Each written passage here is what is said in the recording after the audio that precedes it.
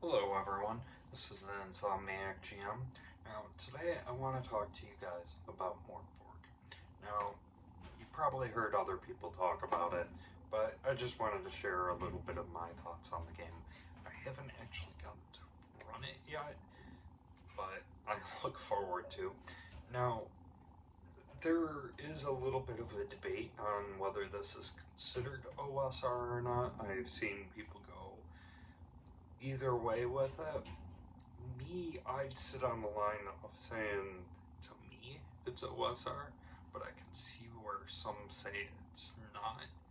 The reason I see it is I see that rule simplicity and a lot of wiggle room for you to like brainstorm ideas and like come up with plans and how lethal the game can be.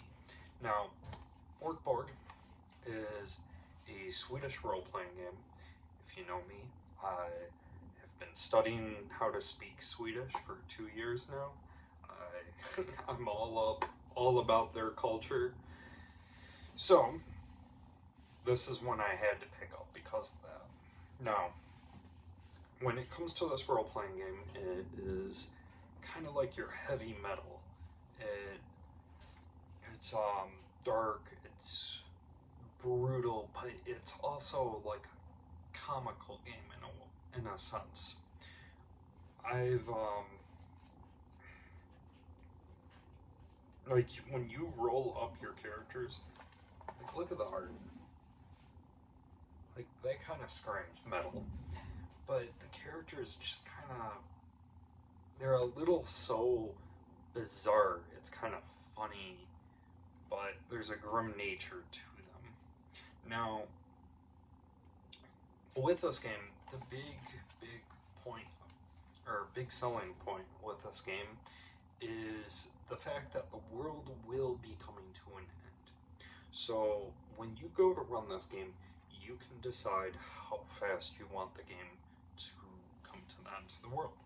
Now, you decide this by rolling a dice. Every time you roll a one of the seven prophecies come true. Once you get to seven, the world ends. Now, if you want the prophecies to go by years, you roll a d100 every year and you roll to see if the world comes to an end, which that would be very interesting for a long-term campaign. I haven't heard of anyone running a long-term campaign with this yet, but I have not played this myself. If you want a half year, you use a d20. If you want a fallen anguish, d10, a cruel month, d6, or the end is nigh, you use a d2. I like that. Now, I want to point out one of my favorite rules with this game.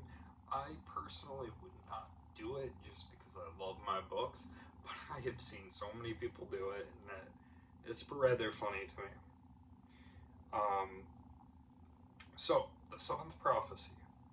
The seventh misery will always be 7-7, and the world finally dies. The seventh seal is broken for the seventh and final time. The game and your lives end here. Burn the book. I've seen so many people burn this book. So I just wanted to show you guys like how the psalms work. So you roll 2d6. Okay.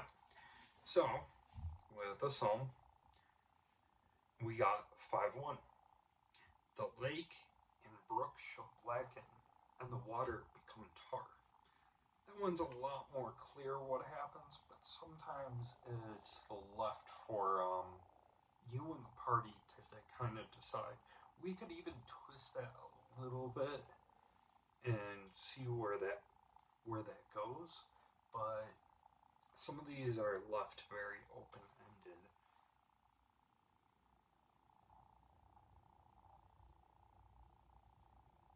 Like, I'm trying to find one that's like that.